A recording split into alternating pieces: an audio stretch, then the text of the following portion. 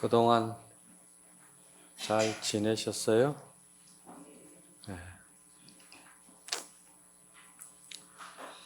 네. 오늘은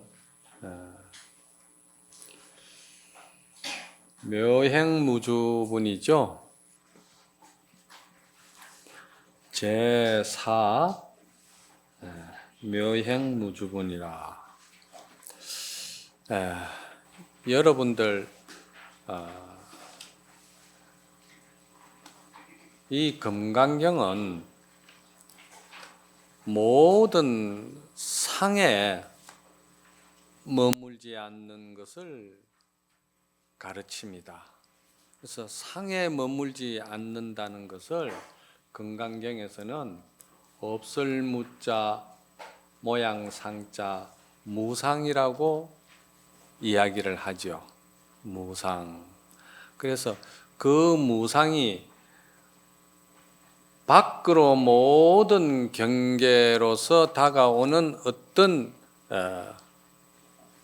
인연이든지 간에 그 인연은 결국 연기적인 현상으로 일어나고 연기적인 그러한 법칙에 의해서 없어지는 것이기 때문에 밖으로 일어나는 모든 현상도 그러하고 그 밖으로 일어난 현상을 경계로 해서 마음에 또 일어나고 멸하는 것도 또한 그것도 집착해서는 안 된다. 그래서 이 무상을 가장 중요하게 가르쳐요. 근본이 무상이다. 그래서 육조 스님께서는 금강경을 무상으로서 근본을 삼고 또 무주로서 체를 삼고 또 묘용으로서 용을 삼는다 이렇게 말씀을 하셨거든.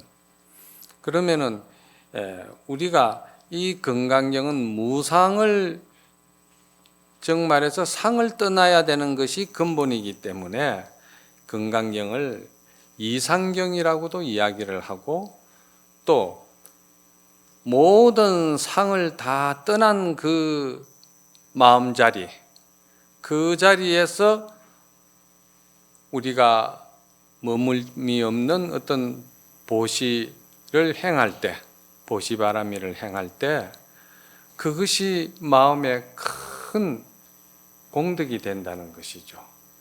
그리고 그 공덕은 한량이 없다. 담이 없다는 것이죠. 그래서 결국은 밖으로 우리가 눈으로 보는 경계나 귀로 듣는 소리나 또 모든 촉감이나 이 색성량 미촉법의 모든 일어난 상황들과 그 색성량 미촉법으로 인해서 마음에 동요되고 일어나는 생각 이걸 이제 오온이라고 그러죠. 그래서 밖에 육진 경계와 또 안으로 오온 색, 수상, 행식 색은 모든 현상이 있는 걸 말하는 것이고 수는 또 받아들이는 느낌을 말하는 것이고 그 받아들인 느낌에 의해서 우리가 또 어떤 생각을 일으킨다 이 말이죠. 그 생각 상자죠. 수상, 행식이다 이 말이야. 그 생각에 따라서 또 어떠한 행이 행해지게 된다 이 말이에요. 그 행은 어떤 그 판단과 그런 그 행위의 어떤 인과에 의해 가지고 이제 시기 결정이 이제 되는 건데 그래서 이것이 다 공했다는 것이죠. 왜 공했느냐? 모두가 그것이 연기 현상이기 때문에 그렇다는 거예요. 그래서 이 금강경에서 오늘 묘행무주분이라는 것은 무주라는 말은 무상이라는 말과 같이 여러분들이 생각하셔야 됩니다. 무상이나 무주나 같다는 거예요. 그러면은 왜 무주라고 그러느냐? 모든 것이 영기적인 현상으로서 일어나고 멸하고 생멸이기 때문에 그 영기적인 현상에서 일어나고 멸하는 그 모든 사실 내용들이 그냥 어떤 실체가 있어가지고 어떤 말이지 불변하는 뭔가 개체가 있어가지고 영원 불변할 수 있는 그런 인연이라든지 마음으로 일어나는 어떤 그 색수상행시 오온이라든지 이런 것이 없다는 거예요. 그래서 이것을 깊이 관찰한다고 해서 관자재보살이 행심받냐 바람일다. 관자재보살이 깊이 관찰하는데 무엇을 관찰했느냐? 오온을 관찰했다 이 말이죠. 오온을 잘 성찰해 보니까 오온이 본래 실체가 없고 그거는 개체가 없고 그거는 허공의 아지랑이와 같은 것이다. 그래서 그 아지랑이와 같은 실체 없는 생각, 실체 없는 그 업으로 인해서 일어나는 모든 그 염상을 이 생각염자, 모양상자 이 염상을 거기에 집착할 일이 없다 이 말이지. 이거 굉장히 중요한 거거든요. 그래서 그것이 실체가 없다는 것을 알면은 그 아는 것이 여러분들이 공부해야 할 수행이고 여러분들이 깨달아야 할 어떤 그 수행의 결과다 이 말이요. 오온이 실체가 없다는 거. 이거를 확신한다는 게 굉장히 중요하죠. 그래서 본래 이 무주라는 말이나 무상이라는 말이나 반야라는 이 말은 의미가 같은 거예요. 그래서 반야라고 한다는 것도 육진과 오온이 공함을 볼 수 있는 기능이 반야에 있기 때문에 이 대성경전에서는 이거를 갖다가 항상 뭐 무상이다, 무주다, 또 공이다, 또 반야다, 또는 성가에서는 이거를 대기, 대용, 또 그렇게도 이야기하고 또 뭐 여러 가지로 저는 여기서 문수, 지혜다 이렇게 이야기하는 거예요. 똑같은 말이에요. 대성경전은 일법을 가지고 한 법의 이름을 가지고 1000가지 이름을 자꾸 만들어낸다 이 말이에요. 이거를 먼저 잘 아셔야 돼. 그래서 무주라는 말은 지혜를 말하는 것이죠. 문수 지혜. 그럼 이제 묘행은 뭐냐? 묘행은 일체 모든 것이 실체가 없는 줄 알고 실체가 없는 줄 아니까 거기에 집착하지를 아니하니까 집착함이 없다면 동요되는 것이 없고 괴로움이 없고 고통이 없으니까 거기서 자유로운 그 행이 나간다. 그것을 이제 보현행이다 또는 보현의 원력이다. 종교적으로 이제 우리가 그렇게도 이야기하죠. 그래서 무주는 또 무심이다. 또 묘행은 평상심이다. 이렇게도 이야기하는 거예요. 이 똑같은 말이에요. 그래서 뭐 대용 직절이다. 이렇게도 이야기하거든. 성가에서는. 그 대용은 그 보현의 원력을 말하는 거예요. 크게 쓰는 거. 왜 대용이라 하느냐? 일체 집착이 없기 때문에, 일체 고통이 없기 때문에, 일체 조건이 없기 때문에 대용이라 하는 거예요. 그 대자라는 대는 왜 대자를 쓰느냐 하면은 좋다, 싫다, 마음에 든다, 마음에 안 든다, 또는 말이죠 부족하다, 넉넉하다 한쪽에 치우치는 그 편견심을 떠났기 때문에 대자를 쓰는 거예요. 그래서 그걸 대용이라고 그러는 거예요. 크게 쓴다. 크게 쓴다 그러니까 또 작게 쓰는 거에 비례해가지고 크다는 뜻이 아니고 그건 절대적인 큰 걸 말하는 거예요. 대용. 그럼 대용하고서는 어떻게 되느냐? 직절이 된다는 것이죠. 이 직절은 뭐냐? 직절은 문수 지혜를 말하는 거예요. 무상을 말하는 거예요. 여기서 말하는 무상. 이거를 묘형무주라 할 때는 또는 이제 건강경에서는 이거를 뭐라고 했냐면은 반야바라밀이라고 이야기를 하는 거예요. 건강경에서는. 이런 그 대성경전에서 쓰는 용어나 성가에서 쓰는 용어나 또는 이제 우리가 경전에서 쓰는 용어들이 말이죠. 다 이래 달라도 그 근본 뜻을 알고 나면은 뭐라고 이야기해도 다 돌아가게 돼 있어요.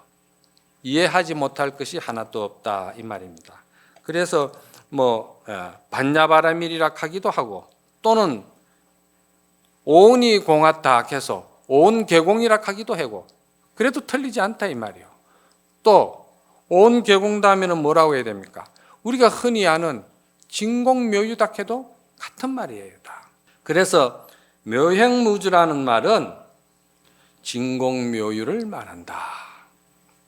오온이 공한 것을 말한다. 이런 뜻입니다. 먼저 이렇게 여러분들이 좀 이해를 하시고 본문을 한번 보도록 합시다. 133페이지를 보시면은 또한 수보리야 보살은 어떠한 대상에도 얽매이는 마음이 없이 보시해야 한다. 이른바 형색에 얽매이지 않으며 소리, 냄새, 맛, 촉감, 마음의 대상 그 어디에도 얽매이지 않는 마음으로 보시해야 하느니라. 수보리야 보살은 이와 같이 보시하여 어떤 모습에도 얽매이지 않아야 하니 무슨 까닭이겠느냐. 만약 보살이 어떤 모습에도 얽매이지 않고 보시하면 그 복덕은 헤아릴 수 없을 만큼 크기 때문입니다. 이렇게 했거든요. 그래서 결국은 아까 제가 말씀을 드렸듯이 상을 떠나는 것이 건강경에는 근본이다 이 말이죠. 상에 집착하지 않는 것이에요. 그래서 여기에 대해서 야보스님께서는 뭐라고 주석을 하셨냐 하면은 이 세상을 할보하고 다니려면은 한 가지 뛰어난 재주가 있어야 하느니라. 딱 이렇게 한마디로 맺어버렸어요. 뭐 여러 말을 길게 하지 않고 이 세상을 할보하고 다니려면은 한 가지 뛰어난 재주가 있어야 된다. 이렇게 이야기했거든. 그럼 여기서 말하는 재주라는 것이 뭐냐는 것이지. 이 야보스님의 이런 선적인 멘토가 굉장히 이해하기가 어려워요. 그래서 한 가지 재주라는 것은 이 재주라는 그 이제 말을 원문에서는 예를 잘 알아야 된다 이렇게 했거든요. 그런데 이 예라는 말이 이제 중국 고전에 보면은 공자의 그 3천 제자 중에서 72명이 예를 알았다 이렇게 해서 이제 육아에서도 예를 중요시 하는데 여기서 말하는 이 예라는 것은 우리 불가의 출세간의 예를 말하는 것이기 때문에 그러한 유교에서 말하는 예와는 근본이 좀 다릅니다. 그래서 이것을 그 야보스님께서 끌어다가 이래 쓴 것은 야보스님께서는 성가에 쓰는 용어나 대승경전에서 쓰는 용어나 육아에서 쓰는 용어나 모든 것을 다 통달하신 분이기 때문에 그냥 자유자재로 갖다 쓰는데 그 의미는 우리가 분명히 또 출세간의 그 부처님의 그 진공묘유의 입장에서 이거를 이해해야 된다는 거예요. 그러면은 이런 말이 있잖아요. 중생이 어떤 경계가 왔을 때 그 경계를 접했을 때는 처음에는 그 경계에 매해버립니다. 분한 생각이 일어난다든지 미운 생각이 일어난다든지 욕심이 일어난다든지 애욕이 일어난다든지 일어난다 이 말이에요. 경계에 대해서 처음에 일어나는데 그 일어나는 그 앞생각에 바로 뒤따라 일어나는 뒷생각이 그것은 색성량 미촉법으로 일어났든지 모든 내 마음에 느끼는 바에 의해서 일어나는 오온이라든지 이것은 실체가 없는 것이니까 여기에 집착하고 애착하고 여기에 내가 생각을 일으켜서 내 생각에 내가 붙들려 구속을 당하면 안 된다. 왜? 이것은 본래 아무 꼬갱이가 없는 허한 것이다. 실체가 없는 것이다. 이렇게 이제 여러분들이 이러한 정견을 실천을 못 하더라도 이거를 알기만 알아도 여러분들이 생활하는데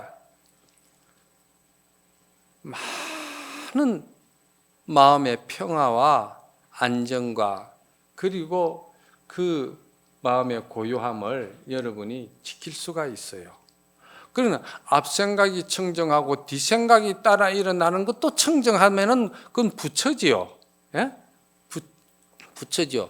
그러니까 이게 청정하다는 용어를 여기서 많이 쓰는데 이 청정이라는 말이 뭐냐 하면은 청정이라는 이 말은 여러분들이 생각할 때 아주 깨끗한 것을 청정이라고 생각할 수 있겠지만도 사실은 이건 불가에서 쓰는 청정이라는 말은 깨끗한 것을 말하는 것이 아니에요. 깨끗하다 하면은 더러운 것이 따라가는 상대성이기 때문에 여기서 청정이라는 것은 공을 말하는 거예요. 공. 오온이 공한 것을 말하는 거예요. 그래서 앞생각이 청정하고 뒷생각이 청정하면은 그거는 문수가 청정하고 보현이 청정하다는 거나 똑같은 말이고, 그렇죠? 똑같은 그대로, 이거는 그대로 허공에다 도장 찍는 그 정신 경계나 똑같다 이 말이에요. 그런데 이제 우리가 그렇지 못하고 이치적으로도 좀 안다 하면은 앞생각이 설사 매했다 하더라도 뒷생각이 그 실체가 없는 것을 아는 것이 그것이 중요하다는 것이죠. 그래서 이러한 것을 이치적으로 알고 우리가 그것을 실천하려고 할 때 모든 밖으로부터 우리가 부딪히는 일체 모든 경계를 거기에 우리는 매하지 아니하니까 마음이 굉장히 자유로워지죠. 자유로워지니까 거기서 보현의 행이 나올 수가 있는 거예요. 매이고 집착하고 고통이 있으면 보현의 행이 나올 수가 없는 거죠. 그래서 보현의 행이 나오게 되면은 그 안에 마음은 문수지혜가 항상 동요함이 없이 그대로 무심한 자리를 가지고 있다. 금강경에서 우리가 보통 말할 때 육상을 이야기하는데 육상이라는 것이 아상, 인상, 중생상, 수자상, 그리고 법상, 비법상을 말하거든요. 그러면은 아상, 인상, 중생, 수자상이라고 그럴 때 아상이 뭐냐? 여러 사람들이 많은 내용으로 아상에 대해서도 사상에 대해서 이야기를 하는데 이렇게 한번 생각해 보세요. 아상이라는 것은 모든 경계로 인해 가지고 우리가 느낌을 받았을 때 거기에 집착하든지 우리가 거기에 동요될 때 오온이 일어날 때 오온을 우리가 집착하고 오온을 우리가 거기에 매했을 때 오온에 매했을 때 그거는 아상으로 돌아가는 거예요. 아상. 그게 이제 아상이 되는 거예요. 그건 보현의 행이 놓을 수가 없는 거예요. 그건 본래 문수의 지혜의 그 자리에는 그런 게 없다 이 말이야. 문수 지혜의 자리는 그런 사상이라는 것이 없어요. 그래서 그 문수 지혜 보현의 행운 그 자리에서 볼 때는 이게 아상이나 또 인상이라는 것은 모든 것을 이렇게 다 둘로 나누어 보는 거예요. 마음에 든다, 마음에 안 든다, 사랑한다, 미워한다, 어? 전부 다 이 둘로 나누어 보는 거예요. 그러니까 모든 생명은 한 모습으로서 우리가 하나의 어떤 자기 모습으로 다 봐야 되는데, 이거는 항상 둘로 나누어 보는 거예요. 상대성으로 본다 이 말이야. 이 상대성으로 보는 것이 뭐냐? 이게 인상이라는 것이죠. 이게 중생의 업상이라는 거예요. 그럼 중생상은 뭐냐? 중생상은 아까도 말씀을 드린 이 아상으로 연해서 인상이 나오고 인상으로 연해서 중생상이 나오기 때문에 중생상이라는 것은 잘 되면은 내 탓이고 못 되면은 남 탓이고, 또 여기서 말하는 건강경에서 말하는 중생상이라는 의미는 뭐냐 하면은 나는 중생이라는 거예요. 나는 중생. 나는 절대 지금 부처가 아니라는 거예요. 절대 나는 중생이라는 거예요. 그러니까 자기가 자신을 비하하면서 중생이라고 하니까 그는 미륵불이 하생한다 하더라도 성불하기 어렵다는 거예요. 그럼 수자상은 뭐냐?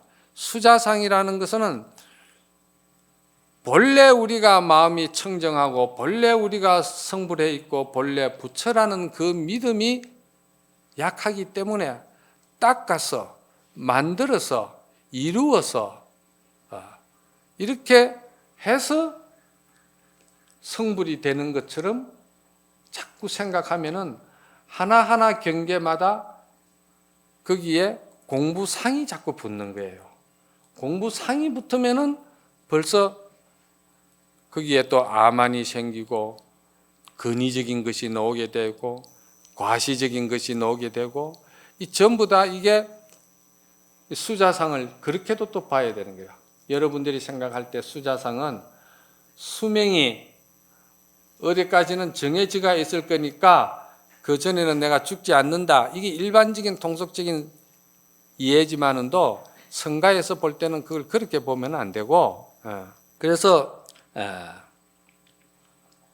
이렇게 모든 것을 사상도 실체가 없고 법상 비법상, 법상이라는 것은 나중에 이 정신휴유본에 가면은 이 법상은 뭐냐면은 색신열애와 이 무상열애를 말하는 거야. 그러니까 이 법상과 비법상은 유와 무에 집착하는 거, 단견에 집착하는 것을 갖다가 법상이라고 하는 거야. 그러니까 유에 집착하면은 법상이 되는 것이고, 또 아무것도 없다고 단멸하다고 생각하면은 그건 비법상이 되는 거예요. 그래서 이걸 이제 육상이라고 건강경에서는 우리가 이제 이야기하는 것이죠. 이러한 육상이 없는 것을 알고 우리가 이제 수행을 해야 된다. 이거를 수행하는 것을 건강경에서는 이거를 무위법이라고 그러는 거예요. 무위법. 또 성가에서는 이걸 또 이제 따끔이 없는 따끔이다. 또는 원수다. 원만할 원자, 닦을 수자. 모든 것이 실체가 없는 줄 알면서 닦는 거예요. 무리의 달이 절대 저거는 실제 달이 아니고 건질 수 없는 달인 줄 알고 닦는 사람하고, 실제로 달을 건질 수 있다고 생각하고 무리에 뜬 달이 실체가 있는 것이라고 생각하고 건지려고 하는 사람하고는 그게 다르잖아. 그렇죠? 이걸 이제 그 중도 정견이라고 하는 것이죠. 그래서 이 세상을 할보하고 다니려면 한 가지 뛰어난 재주가 있어야 된다. 이 한 가지 재주는 모든 제법이 공상이라는 것을 알고, 모든 공상은 본래 공성과 같은 의미를 가지고 있다.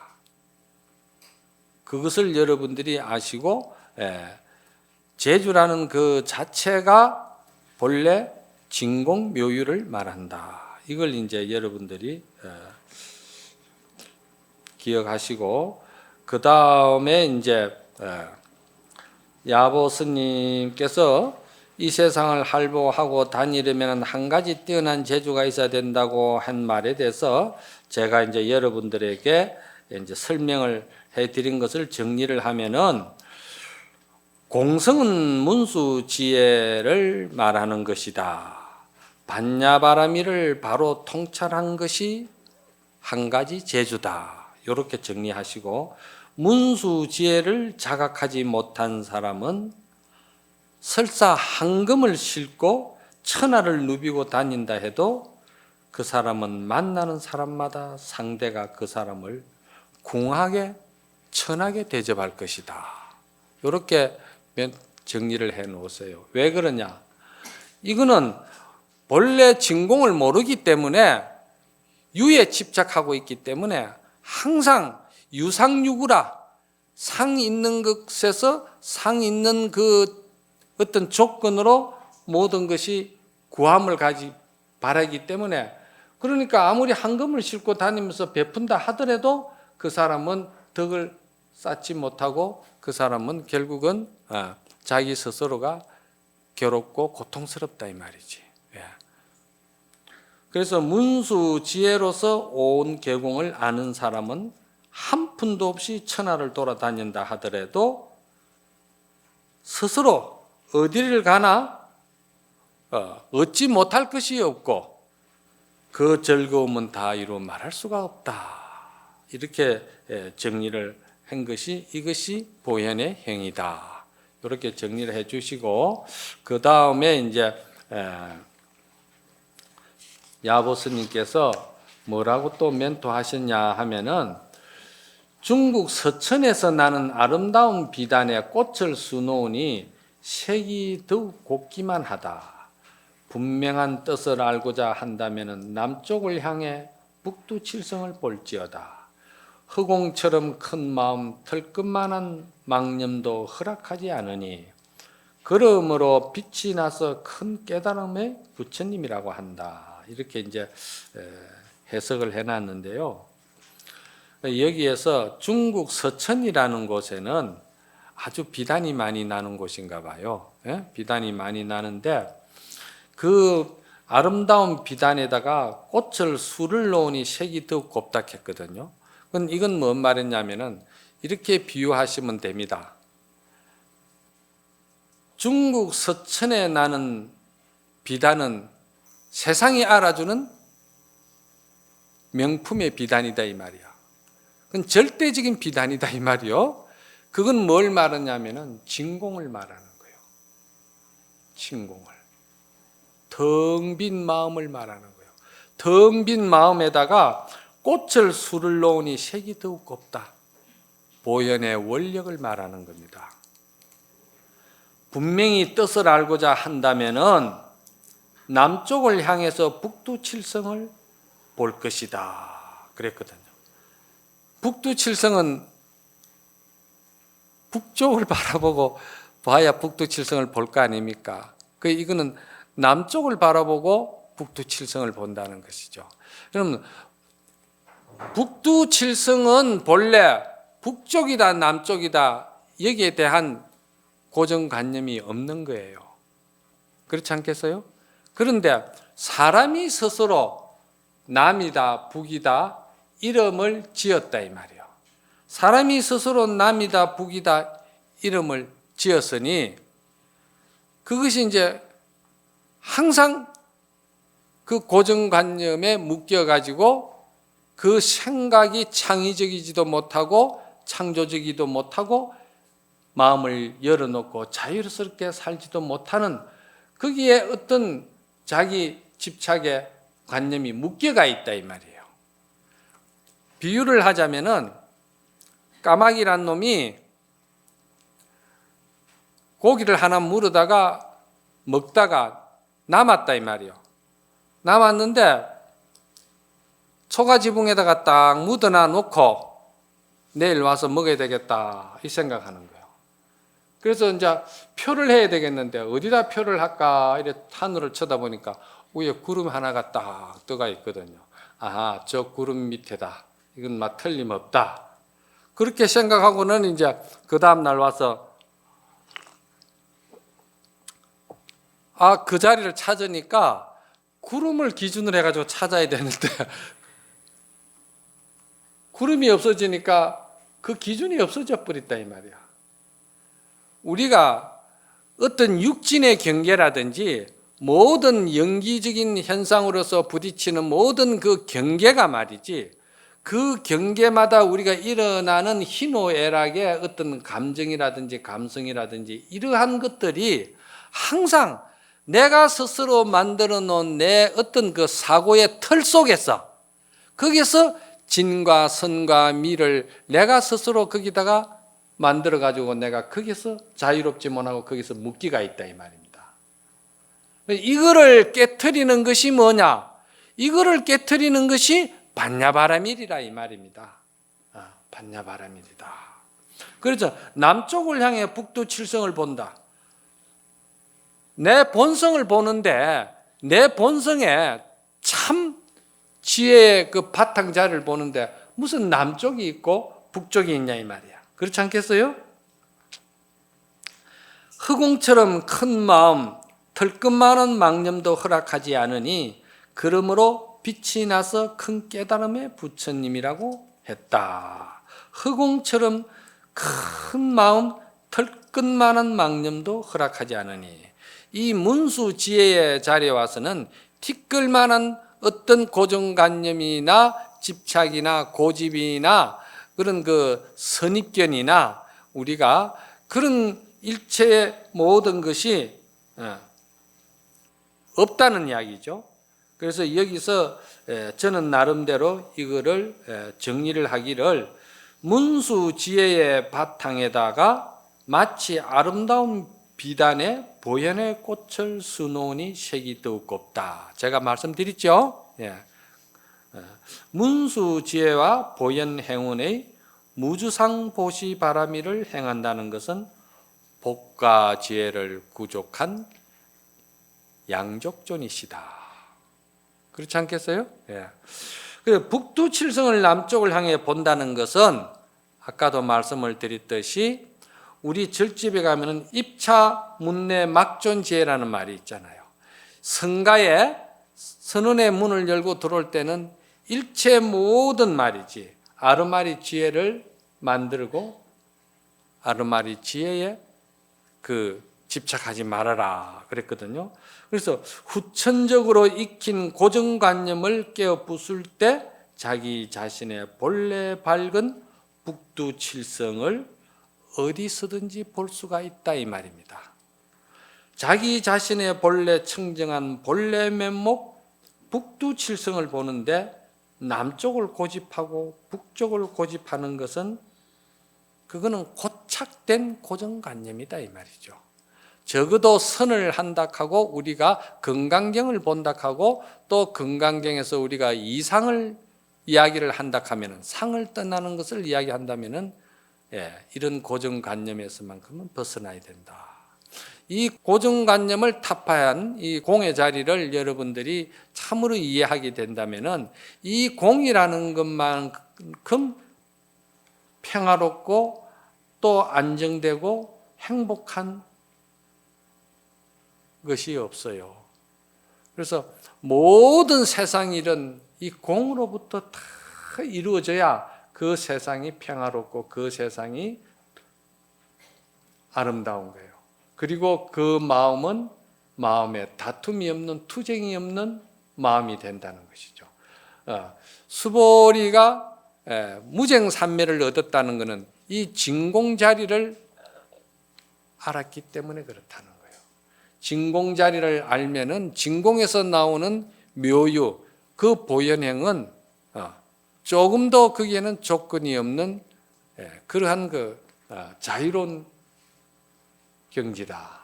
이거를 이제 저는 이제 자꾸 비유를 말씀을 드리는데, 비유를 말하자면은 예를 들어서 공작새가 말이죠. 아주 그 공작새 꼬리가 아름답잖아요. 날개를 펴면 얼마나 아름답습니까? 그렇게 아름다운 공작새라도 공작새가 거기 날고 싶고 가고 싶고 그것이 참으로 창공을 한번 떠나고 싶어도 그 공작새는 나갈 수가 없어요. 왜? 항상 주인의 묶여가 살기 때문에 그렇다는 거예요. 왜 주인이 있느냐? 그로부터 먹이를 받아 먹고 거기에 먹이를 받아 먹었기 때문에 그 먹이를 준 사람에 의해서 자기 명은 보존되는 거예요. 그렇지 않겠어요?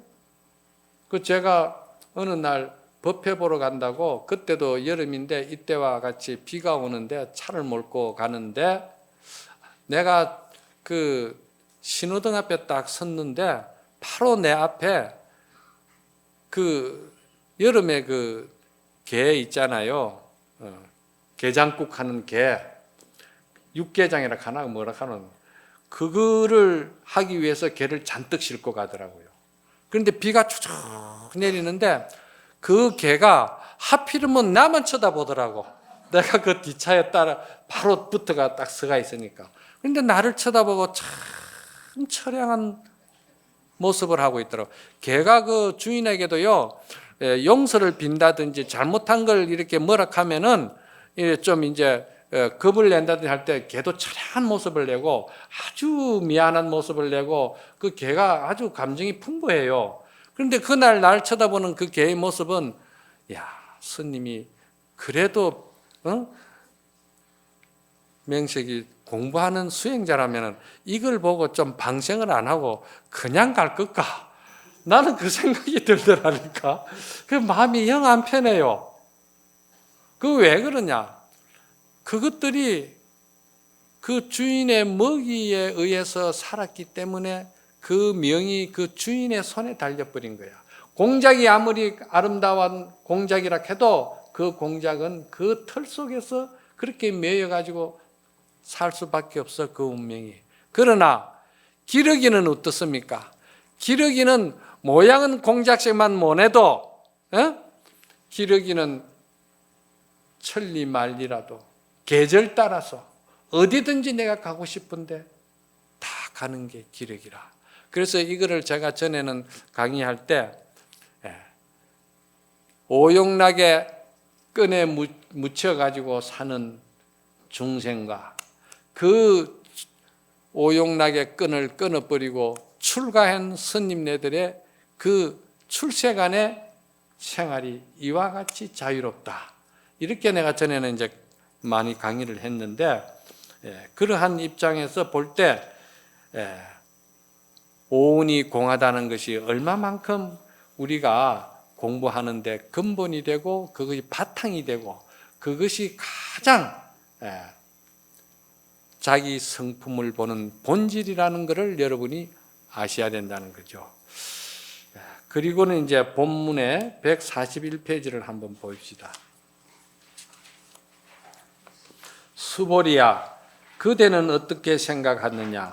동쪽 허공의 크기를 헤아릴 수 있겠느냐? 헤아릴 수 없습니다. 세존이시여. 수보리야, 남쪽, 서쪽, 북쪽의 허공과 그 사이와 위아래 있는 허공의 크기를 헤아릴 수 있겠느냐? 헤아릴 수 없습니다. 세존이시여.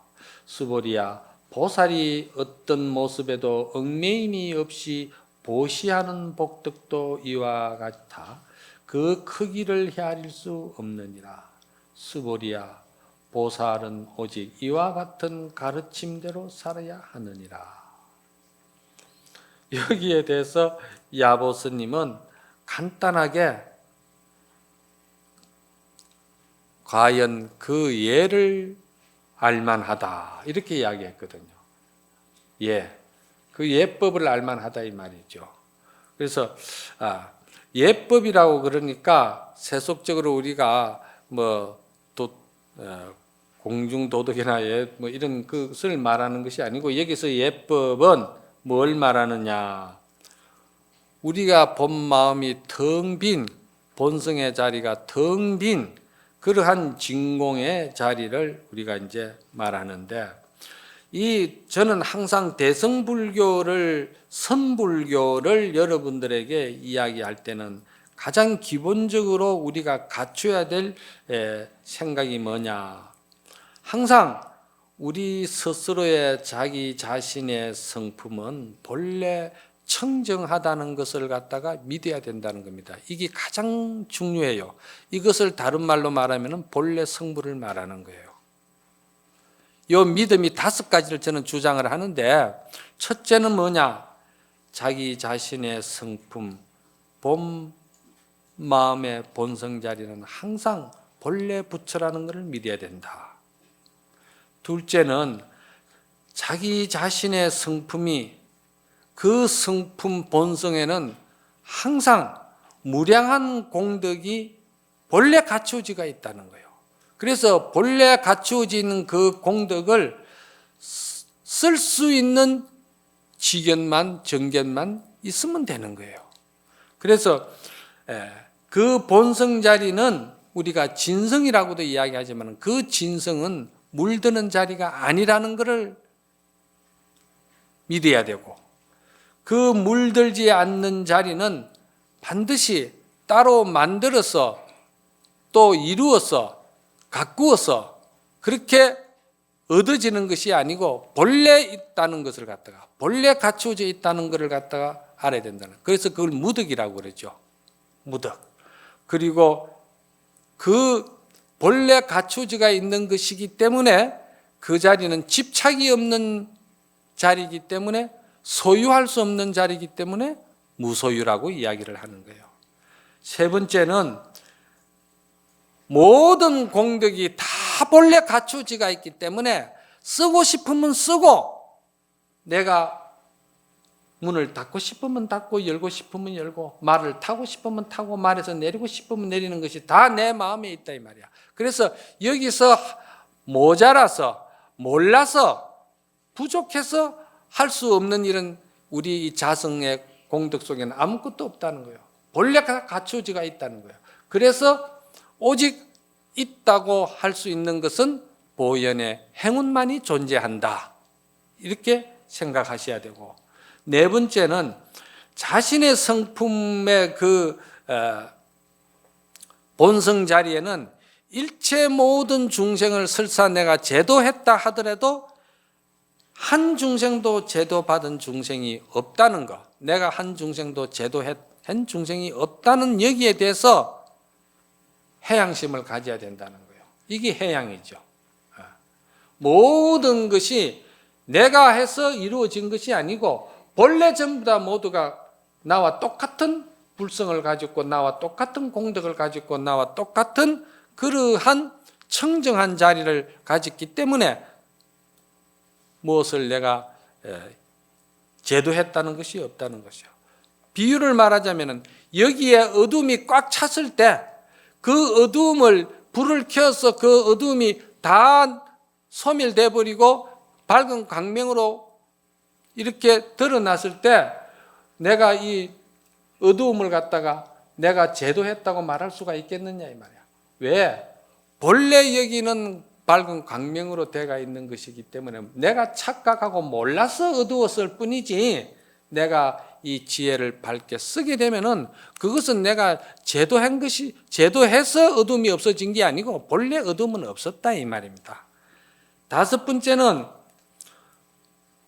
육진으로서 일어나는 일이나 오온으로 일어나는 색수상 행식이나 이 모든 것은 다 연기 현상이기 때문에 연기 현상인 줄 알고 내가 공부를 하고 닦아야 되고 또 보시도 하고, 이 묘형무주분에서는 보살은 말이지 아상, 인상, 중생, 수자상이 없고 법상, 비법상이 없이 오로지 베풀기만 하는 것이 보살의 원력이다.